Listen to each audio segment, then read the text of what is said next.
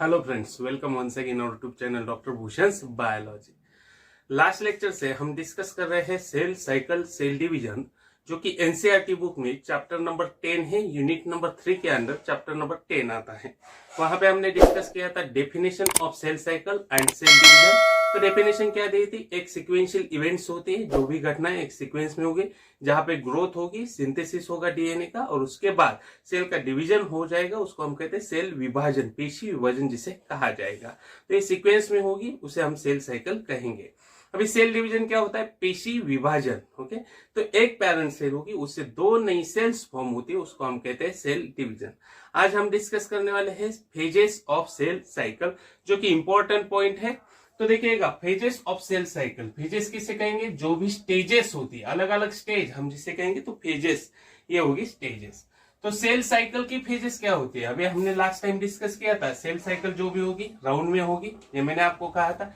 तो इसमें दो फेजेस होती।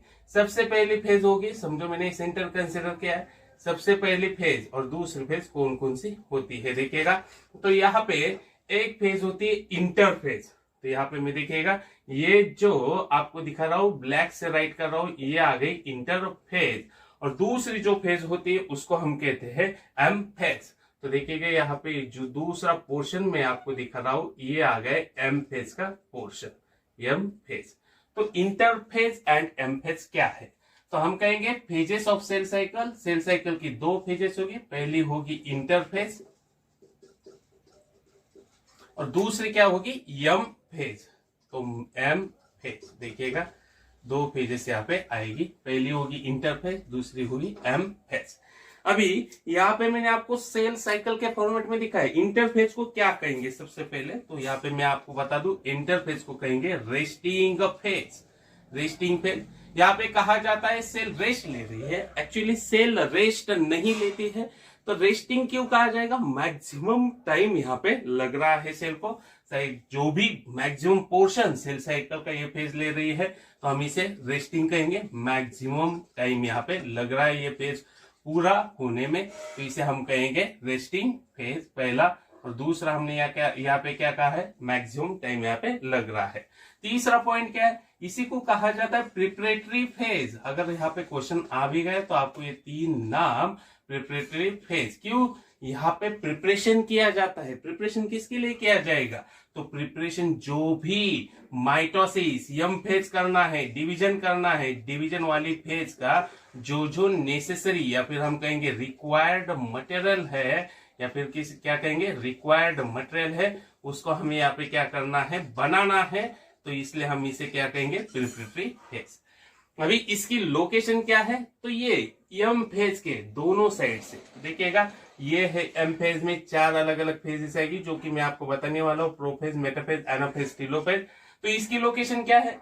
एम फेज के दोनों साइड से। तो हम यहाँ पे पोजिशन अगर लिखेंगे, इट इज इन बिटवीन, किसके? In between two successive M phases. तो दो सक्सेसिव एम फेजेस के बीच में ये होगी, इसको हम कहेंगे इंटरफेज। देखिएगा, सिंपल है। इंटरफेज किसे कहा जाता है? इंटरफेज को ही कहा जाएगा रेस्टिंग फेज, जहां पे मैक्सिमम टाइम लगता है सेल की जो हम कहेंगे एम फेज और इंटरफेज को कंसीडर करेंगे, तो इंटरफेज को ज्यादा टाइम लगता है पूरा होने में, तो मैक्सिमम टाइम हम यहाँ पे कह रहे हैं। दूसरा हम कहते हैं प्रिपरेटरी फेज। प्रिपरेटरी मतलब प्रिपेयर करना, प्रिपेयर करना मतलब बनाना है। तो यहाँ पे यम फेज जो भी होगी, इसके लिए जो भी रिक्वायर्ड या फिर नेसेसरी मटेरियल होगा, वो यहाँ पे बनाना है। अभी इंटरफेज की पोजीशन अगर देखेंगे, तो यम फेज यहाँ पे बीच में आ रहा है, तो एम फेज के बाजू में ये है, तो हम कहेंगे it is in between two successive M phases.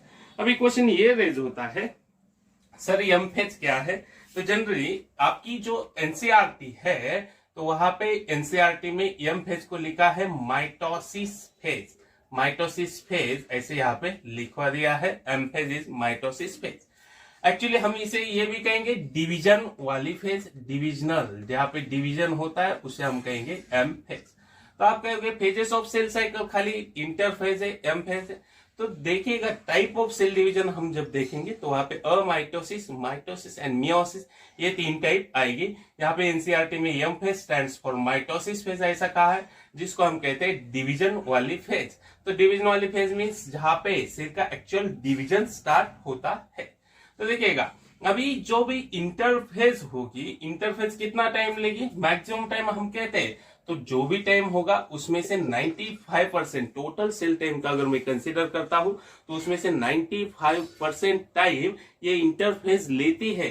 खाली जो भी 5% टाइम है ये एम फेज के लिए बचता है। एम फेज के लिए कितना टाइम बचेगा, 5% टाइम, क्योंकि ये पूरा करने में, इंटरफेस को पूरा करने में टोटल सेल साइकिल को कंसीडर करते हैं तो 95% टाइम लगेगा, 5% टाइम लगेगा जो भी एम फेज है उसको कंप्लीट करवाने में।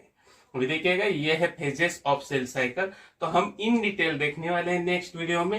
इंटरफेज की कुछ सब स्टेजेस है उसके बारे में और एम फेज के बारे में कुछ पॉइंट्स हम यहाँ पे डिस्कस कर लेंगे नेक्स्ट लेक्चर में।